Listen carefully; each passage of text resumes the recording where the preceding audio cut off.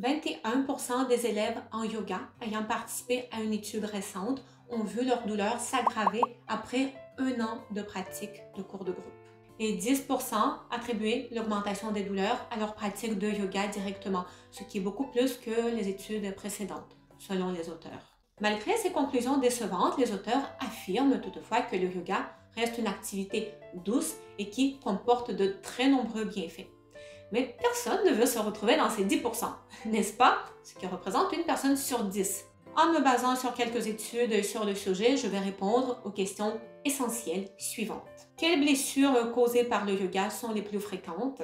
Quelle posture de yoga représente le plus grand risque? Et pourquoi le ratio de blessures reliées au yoga augmente? Et comment choisir un bon studio et un bon professeur pour vous assurer de ne pas vous blesser? Selon cette étude américaine qui a analysé 29 590 blessures reliées au yoga entre 2001 et 2014, 45% des blessures reliées au yoga étaient des entorses.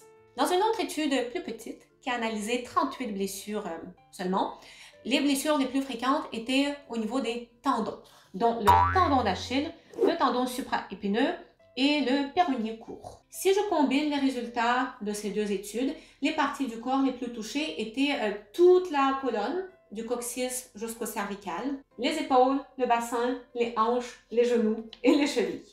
Donc, en fait, pratiquement tout le corps. Et oui, quasi toutes les articulations sont à risque. On va rendre tout ça plus concret avec les postures qui risquent particulièrement de vous blesser. Selon les auteurs de cette étude-ci, les postures avec une mise en charge sur les mains peuvent mener à des blessures de la coiffe des rotateurs, particulièrement du supraépineux. Il peut s'agir ici des problèmes d'accrochage ou carrément des lésions au niveau du tendon ou des déchirures. Les auteurs soulignent que ceci risque particulièrement de se produire lorsque les muscles qui sont supposés de stabiliser l'épaule sont trop faibles. On parle ici entre autres du muscle infraépineux, du petit rond et plusieurs autres. Et ça fait en sorte que la tête de l'humérus est mal placée dans la fosse glénoïde. Et ça, les amis, c'est quelque chose de très fréquent, puis également c'est quelque chose qui est très mauvais pour la santé de votre épaule. Par ailleurs, j'ai plusieurs vidéos sur ma chaîne YouTube avec les exercices pour apprendre à bien stabiliser vos épaules. Donc, pensez à vous abonner par ailleurs et de visionner ces vidéos. Ensuite, les auteurs apportent une précision super importante et je suis comme super contente qu'ils le mentionnent parce que moi, c'est quelque chose que je dis comme tout le temps. Dans la grande majorité des cas, une mauvaise position ou un mauvais mouvement ne cause pas une douleur sur le coup. Mais une mauvaise pratique régulière répétée va créer une tension excessive répétée également et mènera à une déchirure de la structure à l'endroit le plus faible. Et ça n'arrivera pas forcément durant la posture, ça peut arriver à n'importe quel autre moment du quotidien. Et dans ce cas, on ne saura même pas faire le lien et de comprendre pourquoi ça nous est arrivé. On ne va pas forcément faire le lien avec toutes ces années de mauvaises pratiques et des mauvaises positions.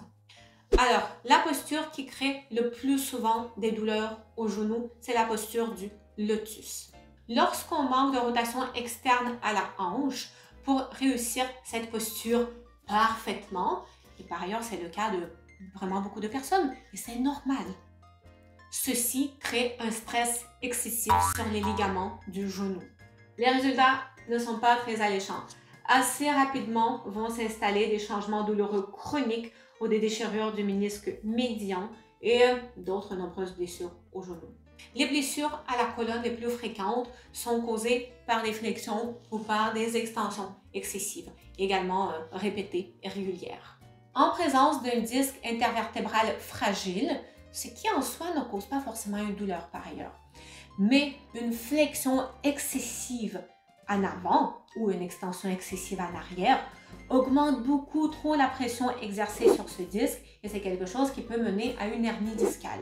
En poussant beaucoup trop sur les extensions, c'est quelque chose qui va exercer beaucoup trop de tension sur les articulations facétaires des vertèbres, particulièrement au bas du dos. Pourquoi le ratio de blessures reliées au yoga augmente dans les dernières années et comment choisir un bon studio et un bon professeur pour vous assurer de ne pas vous blesser ou du moins mettre toutes les chances de votre côté. Tel que je vous l'ai dit au début, si on regarde le nombre de personnes qui se sont blessées en yoga en comparaison avec le nombre de personnes qui ont suivi des cours, donc, selon l'étude américaine, entre 2001 et 2014, ce taux a doublé. Donc, 2 fois plus de personnes se sont blessées à cause du yoga, du moins aux États-Unis. Ce serait bizarre de croire que c'est différent en France. Alors, pourquoi ça arrive? Selon les auteurs, le yoga, c'est quelque chose qui est de plus en plus populaire. C'est pas un secret. Donc, la demande est de plus en plus grandissante. Et malheureusement, ça fait en sorte qu'il y a comme de plus en plus aussi de professeurs qui sont sous-qualifiés. Et je me permets également de rajouter mon hypothèse à moi. En tant qu'une activité qui devient de plus en plus populaire, le yoga est également de plus en plus recommandé aux personnes un petit peu plus âgées, ainsi qu'aux personnes qui présentent des douleurs. En tant qu'une activité très douce, sécuritaire, sans danger, etc. Malheureusement, dépendamment dans quel cours on se retrouve, dans quel studio, sur quel professeur on tombe, c'est pas du tout toujours le cas.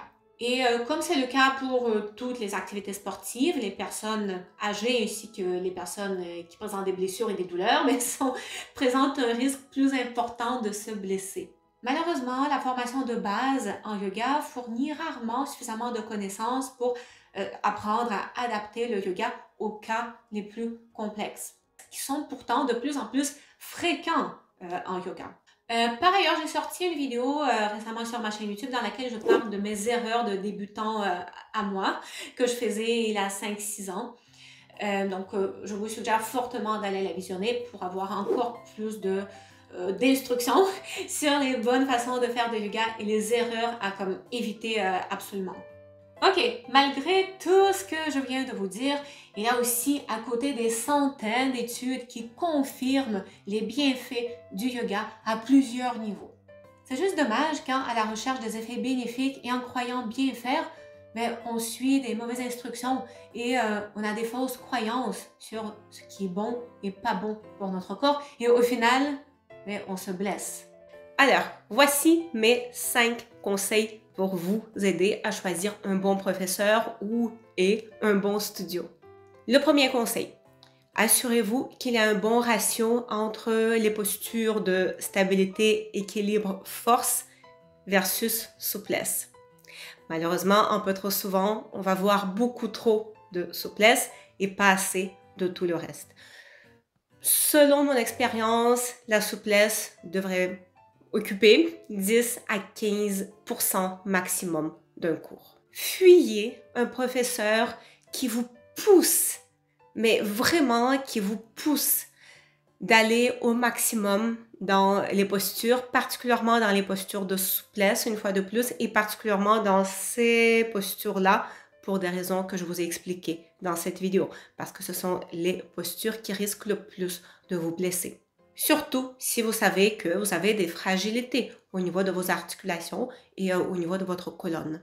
Pour les postures avec une mise en charge sur les mains comme une table en équilibre, chien tête en bas, la posture de la planche, etc., un bon professeur devra d'abord vous enseigner à bien stabiliser l'épaule et l'omoplate. C'est vraiment la première chose la plus importante.